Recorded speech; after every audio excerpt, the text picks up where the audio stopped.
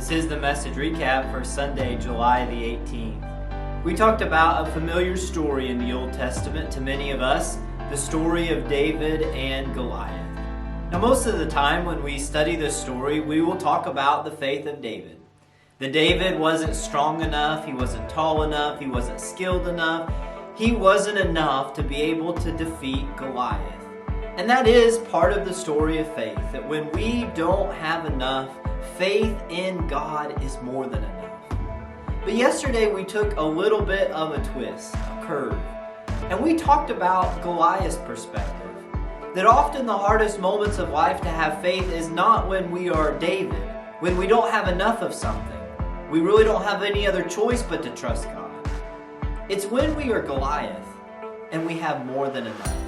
Goliath had more than enough height and skill and strength and experience, and he had more than enough of an army behind him to defeat Goliath, but it was because he had more than enough that he struggled to put faith and trust in the one true God. So if God doesn't save through sword or spear, through more than enough, how might God save? God doesn't save us from situations as much as He's trying to save us from ourselves.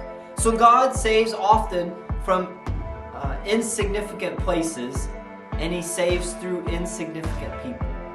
So the battle took place in a valley, and Goliath viewed David as a dog, but God used what was small in our eyes, insignificant in our eyes, to bring salvation. We're reminded very simply that whatever is insignificant to us is never insignificant to God. It is often the interruptions, the distractions, the people that annoy us that God is trying to save us, not from them, but from ourselves and our response. God wants to save, and He saves through new methods. Goliath wanted to fight with a sword and spear, but David fought with 5 smooth stones. Immediately it's a different battle. And often God will change the way we go about things. He will make changes in our life, and we have to adjust, because it's in those moments we can't rely on our own experience. We can't rely on our own skill because we've never been here. And God wants to save us from ourselves. God wants to save us from ourselves by putting us in a community. Whose idea was it anyway for Goliath to fight David one-on-one? Because if it was simply Israel versus the Philistines far outnumbered Israel.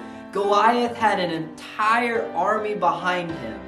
David might have been able to defeat Goliath, but David could have never defeated the entire army.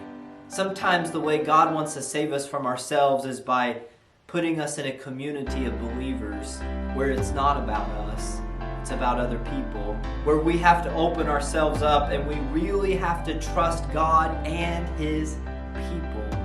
Sometimes the greatest step of faith is to go beyond Sunday morning and get connected and involved in someone's life. But we ended the story with good news, reminded that God still saves, and God saves through His anointed. David was anointed to be king, but we are reminded that there would be another king who was anointed, who came from an insignificant place of Bethlehem, an insignificant couple of a poor carpenter and a teenage pregnant girl named Jesus. And Jesus still saves. So if you are David facing a Goliath, have hope this week. Jesus still saves. And if you are Goliath facing David, be faithful this week, because Jesus still saves. Don't just believe that for yourself. Believe it enough to share it with someone. Have a great week, because Jesus still saves.